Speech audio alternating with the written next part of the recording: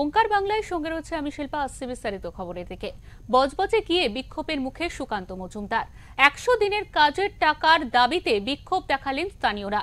বিজেপির রাজ্য সভাপতিকে চোর স্লোগানও দেওয়া হয় বলে অভিযোগ। এখানেই শেষ নয়, সুকান্তকে লক্ষ্য করে জুতো। এদিন বজবজে আক্রান্ত বিজেপি কর্মীকে দেখতে গিয়ে বিক্ষোভের মুখে পড়েন সুকান্ত মজুমদার। এই বিষয়ে কি বললেন সুকান্ত মজুমদার শুনে নেব।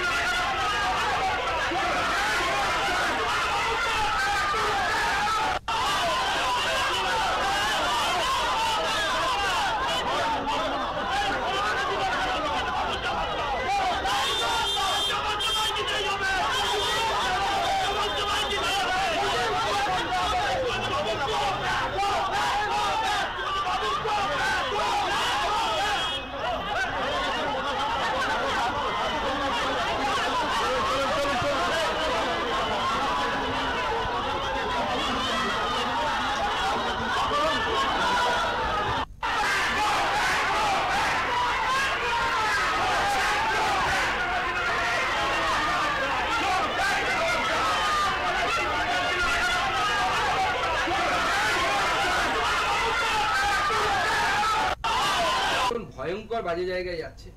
আজকে যেভাবে আমার মা বাবা তুলে গালিগালাজ করা হলো এখানে, এটা রাজনীতিতে কাম্য না। আমাদের কর্মীরা কি মমতা বন্দ্যোপাধ্যায়ের ভাইপোর মা বাবা তুলে কি গালিগালাজ করে? বন্ধ করে না। আমরা কোথাও রাজনৈতিক বিক্ষোভ দেখাতে পারি, কিন্তু তাও তাদের সামনে বিক্ষোভ দেখায় না। আমরা মমতা ব্যানার্জি গেলে কেউ হয়তো জয় শ্রীরাম উৎসাহে বলে দিল, সেটাও কোনো বাজে কথা বলা নাই। তা আজকে এইখানে এসে এই ধরনের ঘটনা ঘটালো, এটা গণতন্ত্র মেনে নেওয়া যায় না। আমি এটা লোকসভার বুকেও তুলে ধরবো, গোটা ভারতবর্ষের মানুষকে দেখাবো যে তৃণমূল কংগ্রেস হচ্ছে অসভ্য, অশিক্ষিত বর্বরদের দল, যাদের মুখের ভাষা এরকম। এখানে অবৈধ নির্বাচন হবে কি ভাবছেন? দেখেন, এখানে আবার নির্বাচন হওয়ার সম্ভাবনা কম, যদি না নির্বাচন কমিশন এই গুন্ডাগুলোকে অ্যারেস্ট করে। দাদা, ক্ষুদিরাম ঘোষ হয়ে গেল ক্ষুদিরাম সিং, বাঙালির অস্মিতার হত্যায় আঘাত, গোপালের চক্রান্ত, বাংলার ইতিহাস বদলের চেষ্টা, কি বলবেন? আগে আপনি বলুন, কি নাম? কীর্তি আজাদ, নাম শুনেছেন? উনি বাংলার সাংসদ, নাম শুনেছেন? কোন বাংলায় ভাষায় কথা বলতে পারেন? উত্তর দিন তো। কেন? শত্রুঘ্ন সিনহা, নাম শুনেছেন? সাকেত গোখলে, রাজ্যসভার সাংসদ। আর নাম বলবো?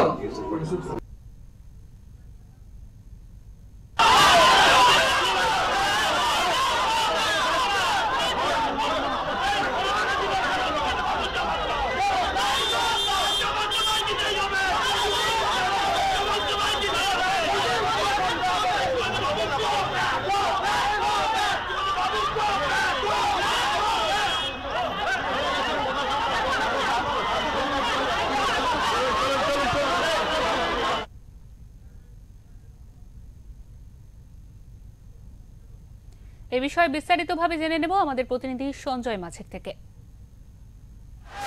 গতই 16 জুন সর্বদলীয় একটি বৈঠক ডাকা হয় বজবজ 1 নম্বর ব্লক অর্থাৎ বিডিও অফিসে। সেই বৈঠকে কিছু কথা অসম্পূর্ণ থাকায় বিডিও পক্ষ থেকে বলা হয় যে 18ই জুন এই সর্বদলীয় বৈঠক হবে।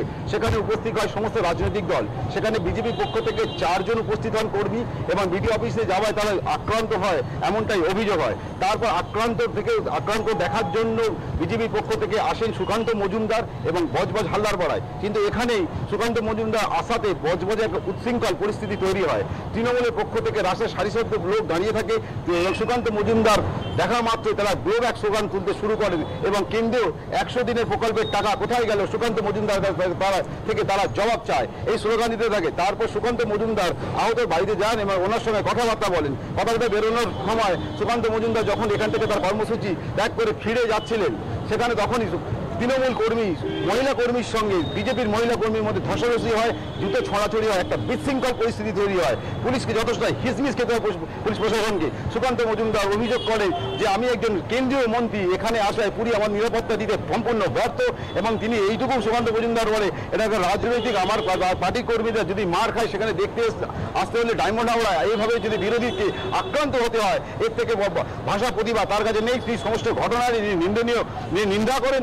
এবং নিন্দা করে এবং বিজেপি মহিলা কর্মীদের সঙ্গে রাস্তায় ফেলে তৃণমূল কর্মীদের মধ্যে প্রকাশ্যে চুল ধরে মারামারি, মাটিতে লুটিয়ে পড়ে এবং দূর থেকে জুতো ছড়াছড়ি হয়। এমনকি এই পরিস্থিতি অদ্ভুত হওয়ার সঙ্গে সঙ্গে সাধারণ মানুষ এই পরিস্থিতি দেখতে থাকে। কিছুক্ষণ পর তবে সুকান্ত মজুমদার বেরিয়ে যান, পরিস্থিতি ধীরে ধীরে স্বাভাবিক হয়। পরিস্থিতি নিয়ন্ত্রণ করার জন্য রাহুল গোস্বামী, এখানে ডায়মন্ড হারবার এসপি রাহুল গোস্বামীকে লাঠি হাতে সাধারণ মানুষের দিকে ছুটে যেতে দেখা যায়।